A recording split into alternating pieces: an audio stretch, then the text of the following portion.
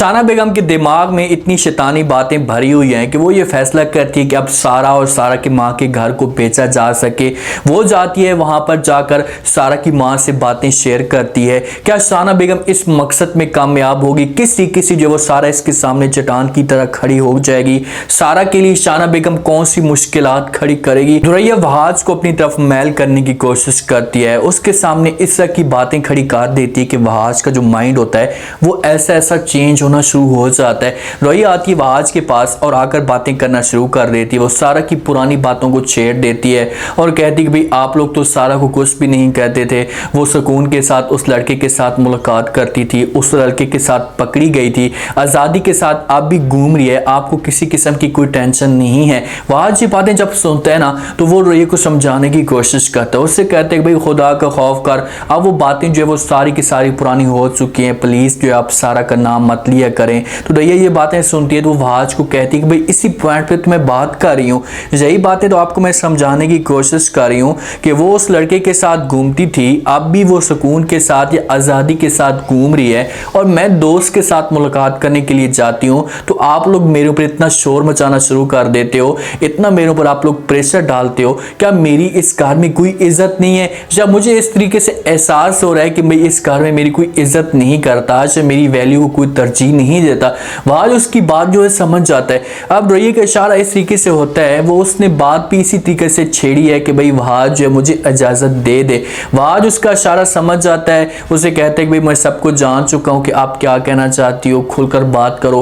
रुरैया कहती है कि मैं यही कहना चाहती हूँ कि आप मुझे जो है वो अपनी दोस्त के साथ मुलाकात करने के लिए भेजा करें। मैं अपनी दोस्त के साथ मुलाकात करने के लिए जाती हूँ और के साथ मुलाकात करने के लिए मैं नहीं जाती, आप मुझे इस बात की इजाज़त दें। वहाज कहेगा कि ठीक है भाई चलो, मैं अपनी माँ के साथ जो वो मशवरा करता हूँ, उसके साथ बात करता हूँ और अगर उन्होंने इजाज़त दे दी तो मुझे जो वो किसी किस्म का कोई भी इतराज़ नहीं होगा। अब रुरैया का जो रास्ता है ना वो हमवार होता जा रहा है, उसके लिए आसानियाँ जो पैदा होती जा रही हैं। वो सारा की बात को जो पकड़ कर बैठी हुई है, उसके पास ऑप्शन भी यही मौजूद है कि मैं सारा की बात को जो है वो इस्तेमाल करने की कोशिश करूँगी तो अपने मकसद में कामयाब होंगी।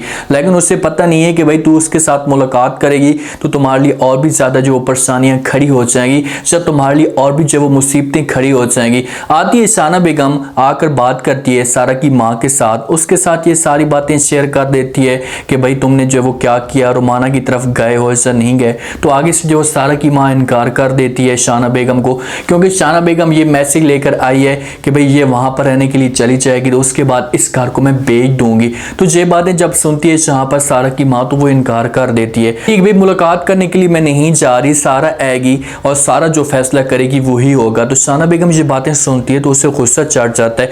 वो वहाँ पर सारा की माँ को कहती है कि भाई आप कैसी बातें कर रही है, सारा क्यों बातें करेगी, सारा क्यों फैसला करेगी, क्या बड़े लोग जो वो मर चुके हैं, बड़ी बात कह रहे हैं और बीच में जो आकर सारा जो इस किस्म की टांग अड़ाने की कोशिश करे। लेकिन सारा की माँ शाना बेगम को कहेगी कि भाई मैं कुछ भी नहीं कर सकती, की मर्जी इस कार में चलेगी। ये बातें जब शाना सुनती है तो शाना के लिए मुश्किलात खड़ी हो जाती हैं, क्योंकि सारा को वो कभी भी और किसी भी सूरत में राजी नहीं कर सकती। वो सारा के पास जब भी जाएगी तो सारा इनकार कर देगी और सारा को पता है शाना बेगम की चालों का, उसे पता है कि भाई शाना बेगम कितनी घटिया सोच रखती है, ये उसके जहन में कितनी घटिया बातें हैं। इसी वजह से जो सारा की माँ ने सारी बातें जो है सारा के ऊपर छोड़ दी हैं। जब सारा घर जाएगी आगे से माँ बात करेगी तो माँ को साफ अल्फाज में सारा इनकार कर देगी, उससे कहेगी कि भाई किसी भी सूरत में ये सब कुछ नहीं हो सकता, जब मैं ऐसा कर जो वो काम नहीं कर सकती। अब रुमाना को भी इस बात का पता है कि शाना बेगम क्या चालें चाह रही है।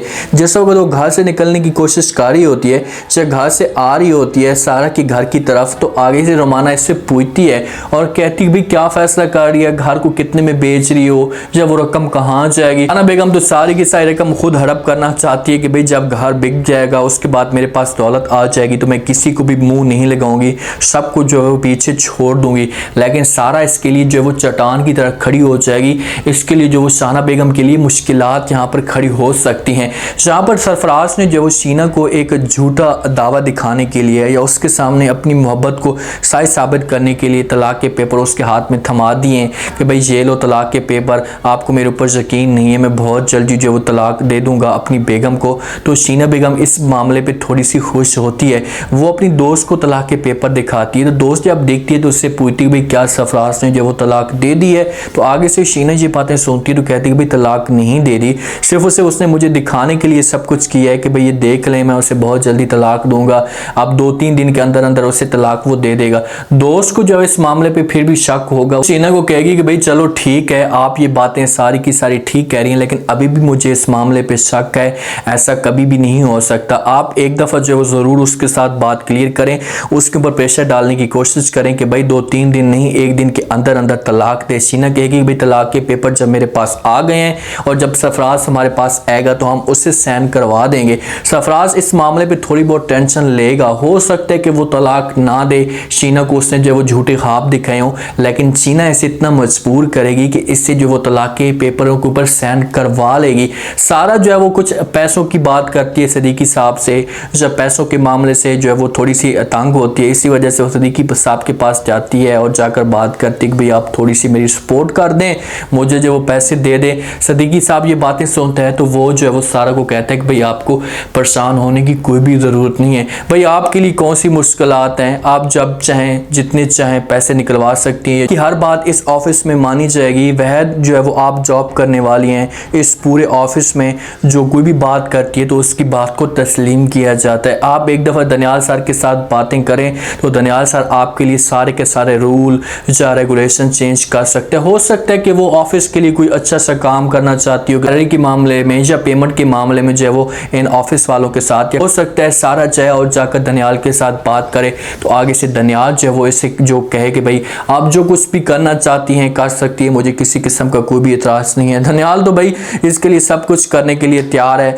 जैसे सारा चाहती है वही काम दनियाल करना चाहता है। अब सारा जो है वो लिफ्ट के अंदर आती है, दनियाल के साथ इसकी मुलाकात हो जाती है। बेचारी सोच रही होती है कि भाई आज के बाद मैं कभी लिफ्ट के अंदर नहीं आऊँगी, सीढ़ियों से आऊँगी। दनियाल भी अंदर से सोच रहा होता है कि भाई तू जहाँ पर भी जाएगी मैं तुम्हारे पीछे जो है वो दुम उठाकर भागता रहूँगा, या तुम्हारे पीछे जो है वो मैं जलील होता रहूँगा। तो इन दोनों के बीच में जो है वो अभी तक वो खुलकर मोहब्बत का इजहार नहीं हुआ। खुलकर इनको मोहब्बत का इजहार करना चाहिए, दनियाल को करना चाहिए या सारा को करना चाहिए। दोनों एक दूसरे के साथ मोहब्बत करते हैं या दोनों के दिल के अंदर ये बात जारी है, लेकिन इन्होंने अभी तक ऐसी मोहब्बत का इजहार नहीं किया। जब तक ये खामोशी के साथ बैठेंगे, मोहब्बत का इजहार नहीं करेंगे तो इनके बीच में जो सरफराज हो सकता है कि फ़ायदा उठाने की कोशिश करे। चीज़ें सारा को सोचनी चाहिए और जल्दी जल्दी जाए और जाकर दनियाल के साथ अपनी मोहब्बत का इजहार कर दे, कह दे कि भाई मैं तुम्हारे साथ बड़ी मोहब्बत करती हूँ, तुम्हारे बगैर किसी और के बारे में सोच भी नहीं सकती। उम्मीद है आज का रिव्यू, आज का ये टीज़र आप लोगों को पसंद आया होगा। आपने कमेंट सेक्शन में फीडबैक लाजमी देना, बताना आपको क्या लगता है, क्या नेक्स्ट एपिसोड में जो है वो सारा और दनियाल के बीच में जो वो मज़ीद जैसे चाह रही हैं दूरियाँ या जिस हिसाब से गलत फहमियाँ चाह रही हैं, क्या ये बढ़ती जाएंगी। ड्रोइया ने जो वहाज के सामने डिमांड रखी है तो क्या वहाज इसकी ये बात मान कर जो इसे इजाज़त दे देगा। अब ड्रोइया को पता है कि मैं वहाज को इस्तेमाल कर सकती हूँ, अपनी सास को तो किसी भी सूरत में नहीं कर सकती। उसके सामने जब भी ऐसी बात रखूंगी तो उसने कर देना इनकार। तो यही चीज़ें ड्रोइया के लिए जो मुश्किलात सामने खड़ी होंगी। शाना बेगम घर को बेचने का फैसला करती है, क्या इस मकसद में कामयाब होगी।